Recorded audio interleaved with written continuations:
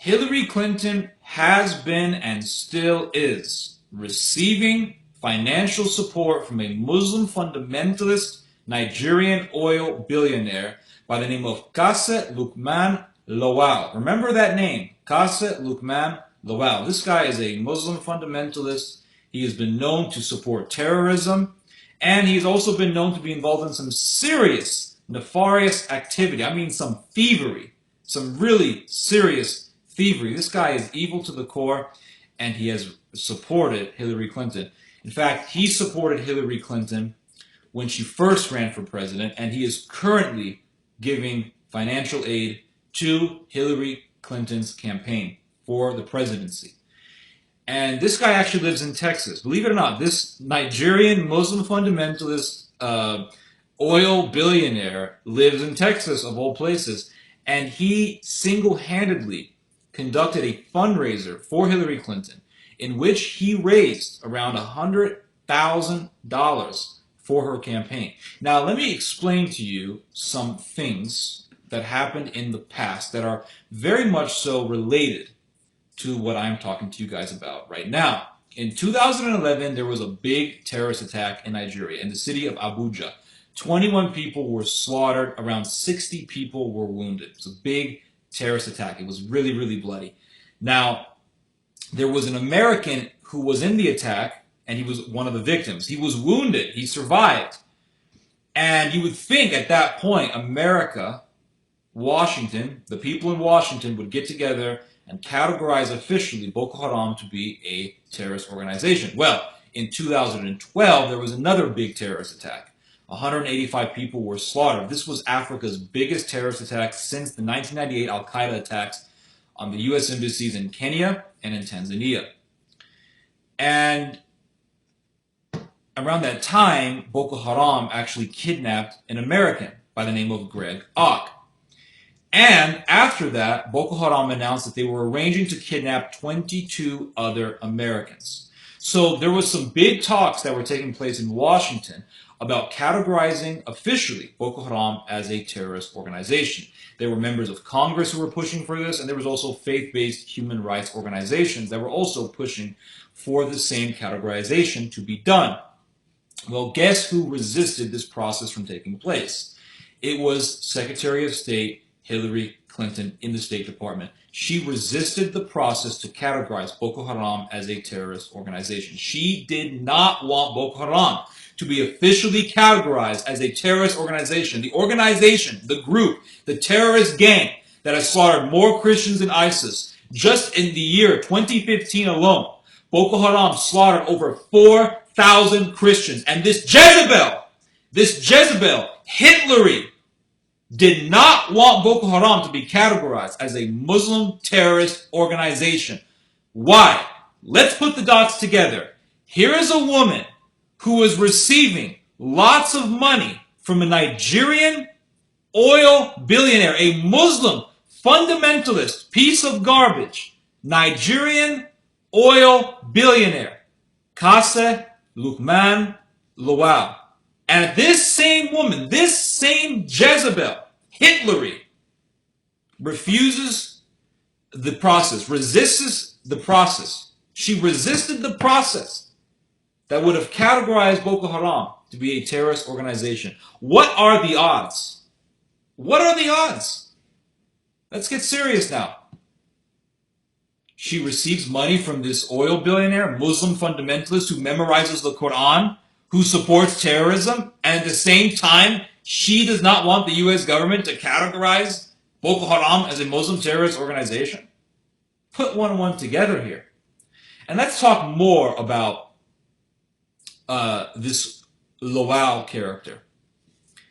And I'm reading this from a study that was recently done. I would recommend that you guys read it. It was a study that was done by Mindy Bells and J.C. Derrick on the possible connections between Hillary Clinton and the terrorist activity, or not the terrorist activity, but the connections between Hillary Clinton not wanting to categorize Boko Haram as a terrorist group and the support that she was receiving from Lawal in light of Lawal's criminal activities. So it says here that Lawal is the founder of Camex Energy, an oil exploration and energy consortium. Lowell had a long history with Bill Clinton before becoming a bundler for Hillary's 2008 presidential bid, amassing $100,000 in contributions and hosting a fundraiser in his Houston home. Not only that, but Lowell maxed out donations to Hillary's 2016 primary campaign, and his wife, Aline, donated $50,000. The most allowed, that's the limit that you can donate, $50,000 to President Obama's 2009 inaugural committee.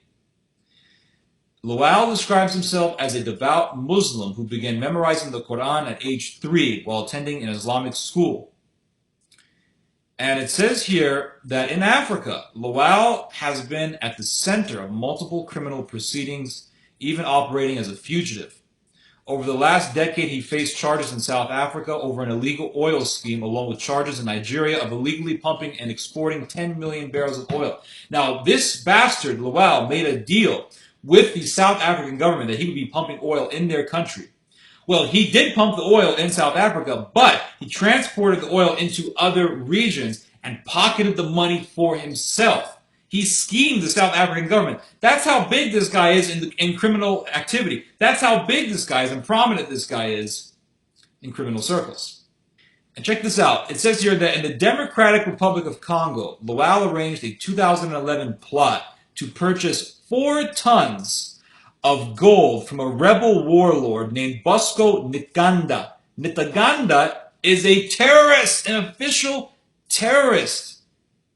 He is designated as a terrorist by the American government, and he's been involved in mass rapes, massacres, and the slaughtering of human beings.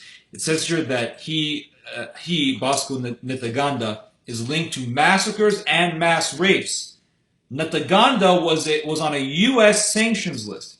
He was on a U.S. sanctions list, meaning anyone doing business with him could face up to 20 years in prison. Lowell is a criminal.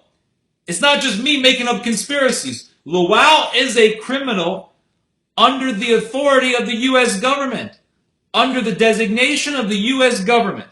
Lowell is a criminal who should be thrown in prison in 20 years, yet he's living in Houston, Texas. He's living in Texas. This bastard is living in the United States, raising money for Hillary Clinton, and he's a Muslim fundamentalist oil billionaire terrorist supporter who should be in prison for 20 years, but he's not. Why wasn't this guy thrown in prison? Because he's connected with the Clintons. End of story. Now here's another interesting connection.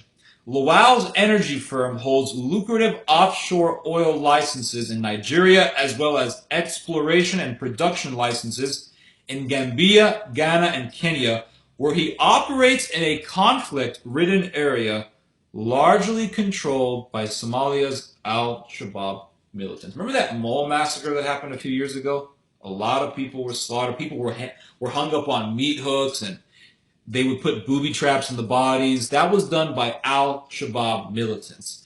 And this Nigerian oil billionaire, Kasa Lowell, is working in an area that is controlled by al-Shabaab.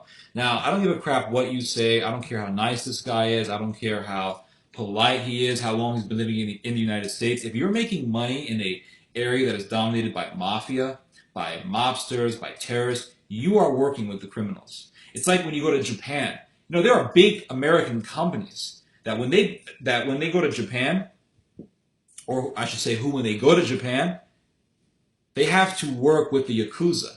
Japan is controlled by the Yakuza. It's controlled by the Japanese cartel. You have these big companies. They have to go there, and if they're going to be building an edifice of some sort or a building in an area that's controlled by the Yakuza, they have to work with the mobsters. End of story. Or in Mexico, you have the oil company in Mexico. Now, if you ever go to Mexico, there's only one gas station in Mexico. It's called Pemex. That's because the government has monopoly over the oil industry in Mexico. Now, you have the Las Zetas cartel, which is like one of the most violent cartels in Mexico, one of the most powerful cartels there as well. They actually take oil from the Mexican oil fields, the Pemex oil fields, and they make tons of money. I mean tons of cash, by selling oil to different countries. They sell oil. They take the money from the Mexican oil. They take the oil from the Mexican oil fields and they make money off it. Who's buying that oil? Probably the United States, I wouldn't doubt. And you have Mexican politicians who are facilitating these cartels, these criminals, in their taking of oil and in their making money from it. They facilitate the revenue, the flow of money, the flow of revenue going into the cartels through the oil sales. They allow it. They know that it's happening because the politicians are just as bad as the cartels. That's why I say that Mexico is a narco gobierno. It's a narco state.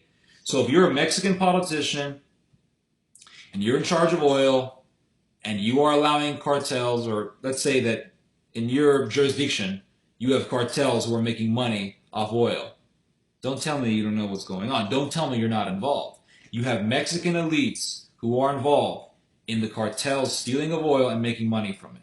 They know exactly what's going on. It's no different than what this Nigerian billionaire is doing in Kenya. If you're working in an Al-Shabaab dominated area, you're working with the terrorists. End of story. And I think the information that I have provided to you guys thus far is evidence enough that Hillary Clinton is dangerous. It's evidence enough that Hillary Clinton should not be the president. And yet Donald Trump is called the criminal. Donald Trump at least is a patriot. At least I know with Donald Trump, he's a patriot. Yes, he's probably going to have bad foreign policy.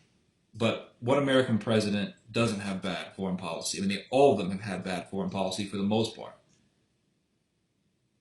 But at least with Donald Trump, I know that he's a patriot. With Hillary Clinton is a traitor. And she receives money from a Nigerian Muslim fundamentalist oil billionaire who's involved with terrorism and other criminal activities.